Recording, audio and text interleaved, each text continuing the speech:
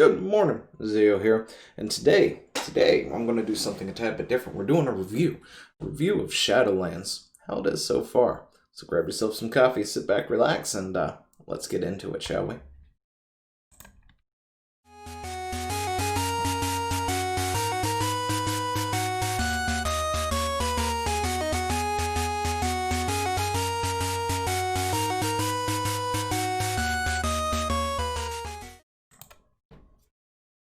But yeah, we're back to the face cam for this one because this is a review. I'll be overlaying some other things onto the screen there, some footage and things from the game. But if you haven't subscribed to the channel, go ahead and do so now. And World of Warcraft Shadowlands is launched. So, is it worth playing? That is the question right now. So Shadowlands is launched, so far I'm enjoying it. It's not so bad, quite frankly, at all. And I have lost my notes. Anyway, so Shadowland has launched. We have access to several new areas. We've got Orbost, Bastion, Revendreth, Maldraxxus, and Ardenwild, the Mall, and Torghast. Torghast, of course, being located in the mall. There are places to look. So, my overall general feel of it so far, the story has been not so bad. Not so bad. The story's okay, right? It's not anything to just run and write home about. There are things afoot, and this is, of course, going to be as spoiler-free as possible, so we won't spend a whole lot on the story, but you start it off. You go into the expansion, you're collecting the pieces of the Helm of Domination, the helm the Lich King wears, and you're opening a portal up which sends you directly to the mall.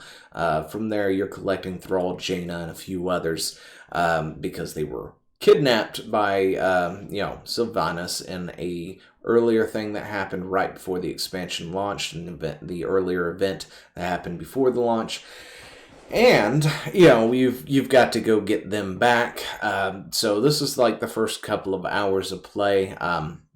So I guess a little bit of a spoiler there if you haven't gotten that far. But, you get into the mall, you collect the people, you then have to get out of the mall, and you find yourself in Orbost, right? The Orbost is now the new hub area. If you're an engineer, there is an auction house for you, by the way, where you can go ahead and use the auction house. As for everybody else, of course, all the professions are there, among other things.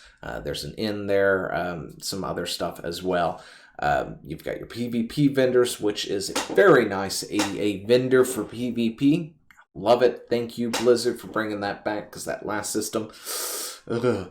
Anyway, really made me, I enjoy PvP, right? That is probably the one thing that I love most about World of Warcraft is the PvP. I've played PvP on other games, Final Fantasy XIV, ESO, Star Wars The Old Republic, Guild Wars 2, and many others. My favorite one is definitely World of Warcraft, with ESO probably coming into a nice second.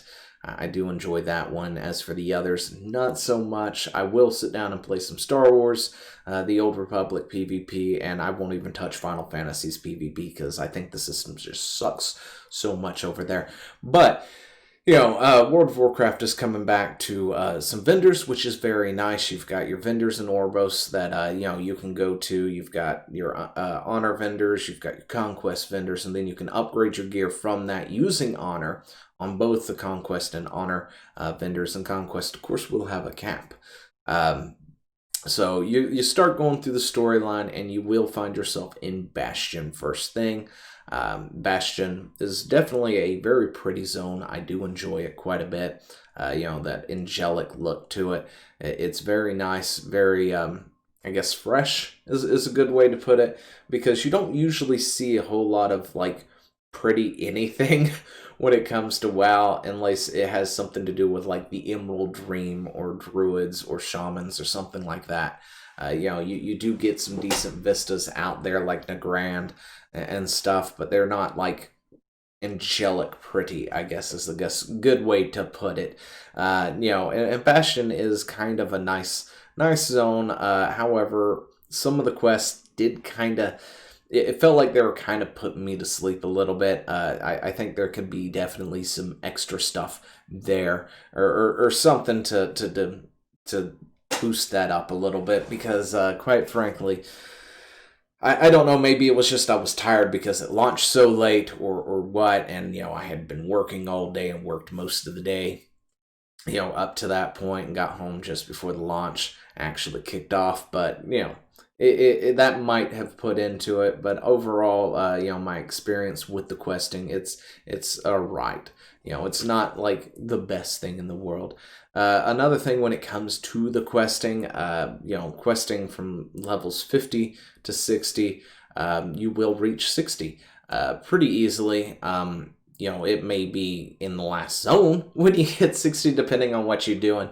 I do know that I was crushing it on levels because I was doing just the main story quest, or as I will refer to as the MSQ. If you played Final Fantasy XIV, you know where that comes from. But yeah, if you're playing just the MSQ, you should have no problem hitting 60 by the time you're done with the MSQ. And if you want to hit it sooner, of course, you can filter in some dungeons and PvP. Or you can just do some side quests. Right now, the fastest way to level, of course, if you're on an alt, is to go in, do the main story, do all the side quests, and the second you're about to hit 60, not when you hit 60, but right before you hit 60, go back to Orbo's and tell them to put on Threads of Fate mode, and then go ahead and ding yourself to 60 at that point, because Threads of Fate, there is some, it takes a little bit longer to level up to 60. But, there's plenty of saturation of quests if you do the story thing, the MSQ, plus all the side quests and bonus things, that you should easily be able to hit 60 in a reasonable amount of time, a pretty quick amount of time. From Bastion, of course, you head over to Naxxramas. Anyway, Maldraxxus. Maldraxxus is your Naxxramas kind of area, right? It is your undead scourge, that sort of area. That is where the abominations are. They've got multiple houses. They're at war with each other, and it's a very interesting and fun campaign to play. The only downside to it is the look of Maldraxxus. Maybe it's because we've done it so much, that it just... It's not a big... It just doesn't hit me all that well as it might have been the first few times we've done areas like that. The whole undead thing, we do it every expansion, it feels like. You've got that war-torn area. A lot of people do like that. I give them that. If they like that, that's fine. But I'm kind of bored of it. In my opinion, Maldraxxus kind of blows. I mean, sure, it gives that Warhammer... Warhammer 40k feel to it, right? It's a war-torn area. There's infighting going on and all this other stuff. There's a war. You've got to do things and sort of unite and everything. Or take over, I guess, is the best way to put it. And the Abomination Factory does sound like that would be pretty fun to do. But as for just the aesthetics, I feel it's tired. We've done it so much at this point. And I just don't care for it that much. From there, you will make your way over to Ardenwild. Ardenwild is definitely my favorite location. It is very, very gorgeous. The place is amazing looking, in my opinion. But then again, I also main a druid. So, I'm probably pretty biased when it comes to that. It is a nice area, and I don't know why, but I keep finding myself lost in Ardenwild for some reason. I'll be out doing things, and I'm like, which way was the fly path again? Which way was my teleport again? And all this other stuff, because I as much time as I spend in there, for some reason, I just can't wrap my head around the map. I can do it in the other zones, but not Ardenwild. No idea why. So Ardenwild is definitely a nice place. There is a very a good thing in the story quest over there, or in my opinion, a good thing. Something I really quite enjoyed, especially after watching those, cinematics that they were releasing and losing Ursol. During those cinematics, they had to get him, anyway, yeah, I won't go into too much of that. So there was a very pleasant surprise over there, and no, the bear god is not back. You know, that one, that was, I think that's permanent. I don't know, because you know the game is still ongoing and they could change that at any time. But yeah, that cinematic seemed pretty permanent, and that was before Shadowlands launched, so I'm not really spoiling a whole lot there. Although you do get to watch a lot of these cinematics again and have more context to it, which is pretty nice when you get into these zones, when people are explaining things to you, right? So, you know, they're like, how did you come to this area, or how did this happen, and all this stuff, and they go through those cinematics, which is very nice. From there, you'll go over to Revendreth, and if you want that emo vampire look, that is the place to go. They enjoy tea parties, and they don't like to be out in the sun. Gosh, I hate that guy.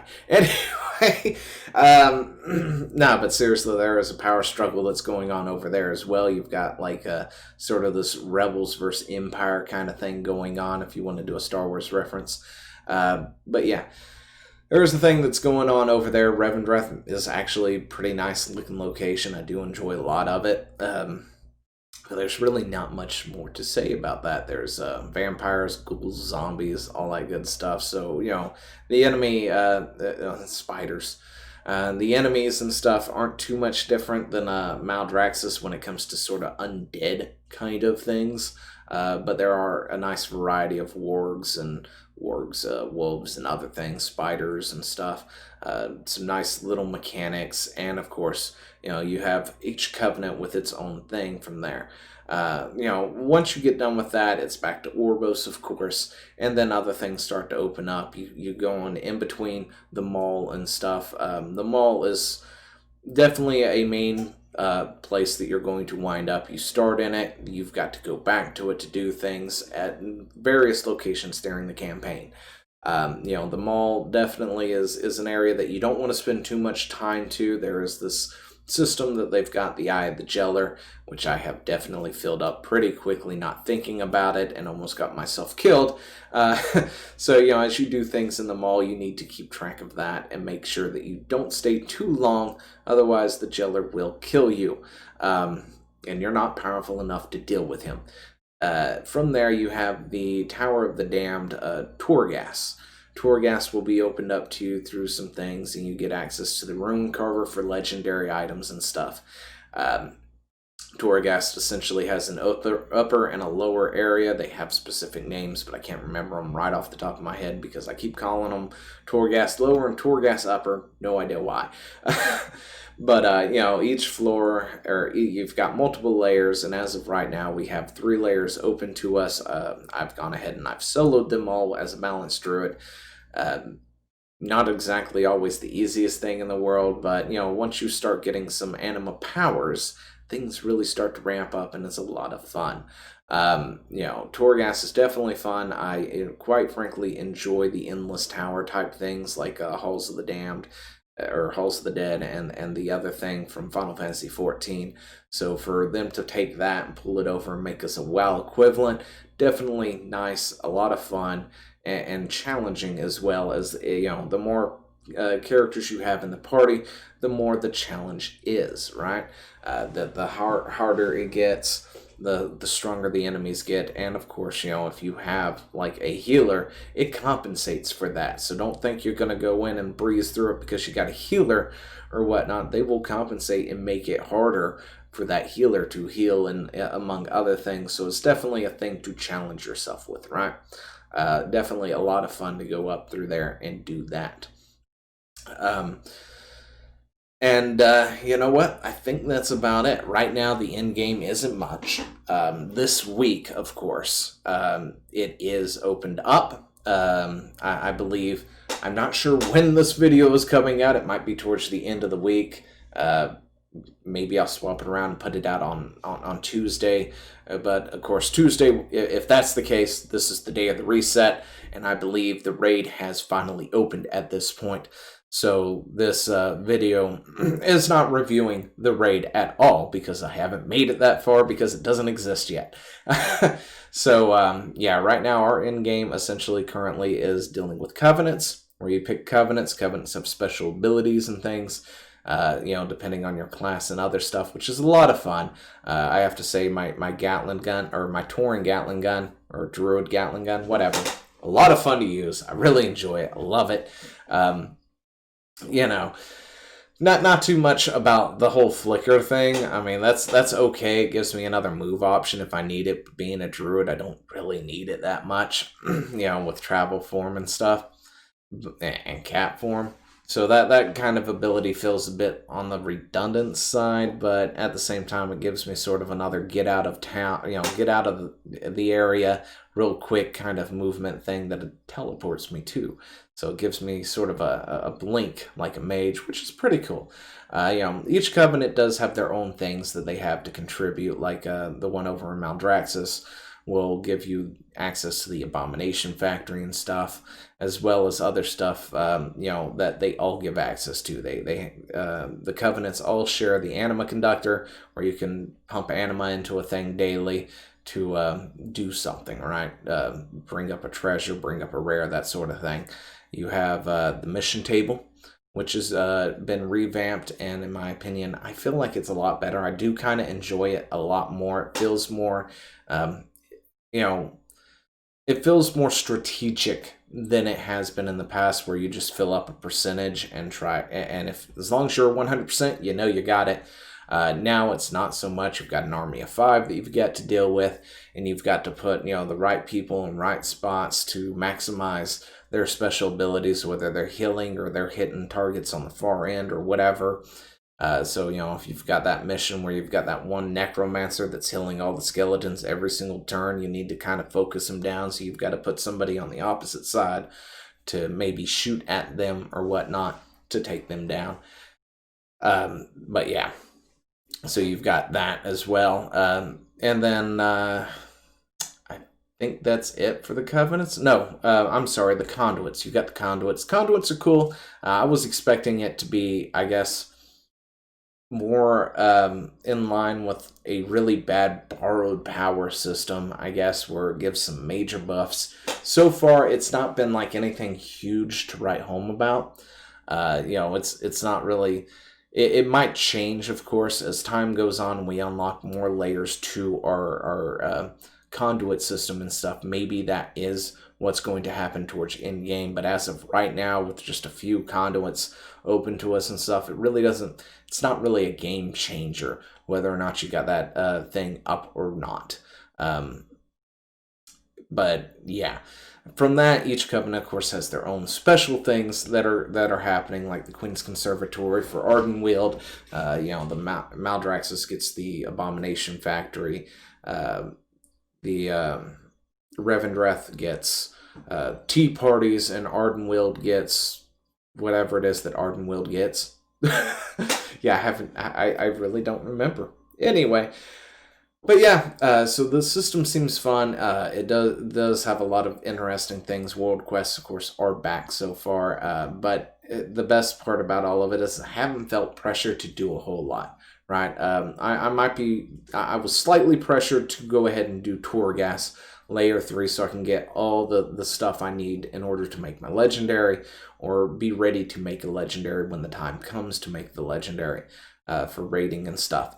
So other than that, I haven't been like hugely pressured to go out and farm anima or farm Stygia or anything else. As for making things easier for alts, they have put in a lot of systems for that. I believe there are upgrades for Torghast where it makes it slightly easier, I guess you can say, where you can make it to where the vendors in Torghast will, you know, sell better anima powers to you. Because let's face it, the ones that they selling you now kind of aren't that great. It's like an extra 3% versatility.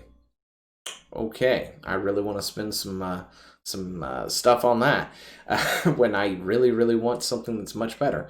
But those unlocks seem to be also, from what I can understand, is account wide. So once you buy it on one, you're not having to go to the mall to farm up even more Stygia to then re-unlock what you've already unlocked as well, which is a nice, thing for them to do, making it much more alt friendly. The worst thing about some of the last expansions have been how un-alt friendly it is, because if you stop playing your main, you're going to fall behind on artifact power or whatever the system is at that point in time. And you need to pump up that Heart of Azeroth all the way up, or your legendary weapons all the way, or artifact weapons all the way up as much as you can. You can't bother slacking off and playing an alt, who's then going to have to also redo because they're so far behind and stuff. They have built in a lot of catch-up mechanics, making it a lot more alt-friendly, which is a nice thing. Since we haven't had anything like that at all, definitely a nice thing. Overall, is Shadowlands worth playing? I do believe so. Between the level squish and all the other stuff, they have made World of Warcraft a much more, a much better place to try out for a new person. So, if you haven't tried it, you should probably go try it. I can't remember if it's level 10 or 20 right now. But yeah, you can play the game for free up to a certain point as it is before you actually have to drop money on it and give it a try. They've made the game way more friendly to new users with the addition of the new area, new starting zones and stuff like that. And the expansion so far has been a lot of fun. Once you get done for the week with the stuff that you want to do, you can go play another character and be just fine. You're not going to fall behind, and if you do fall behind, it's got catch-up mechanics set up for you to actually catch up with everybody else. If, say, you do take a 2-week vacation from WoW because you've got burnt out of PvP or whatever it is that you want to do. So, in my opinion, Shadowlands, right now, as of recording this, has been doing it pretty good. The story is okay, but, a lot of the other systems that they have put in place is definitely a plus compared to where they have been in the past. Yeah, that's all I got. So if you haven't tried World of Warcraft yet, you should probably go check it out. I know I rag on Blizzard a lot, but, WoW is still something that I always go back to. But yeah, that will do it then. I'll see you later. Hey, thanks for watching. Don't forget to leave a comment, smash that like button, and always subscribe for more. And of course, there are other videos floating around somewhere on the screen, so click one of those and see if you can find something that suits your fancy. Till then, I'll see you later. Bye.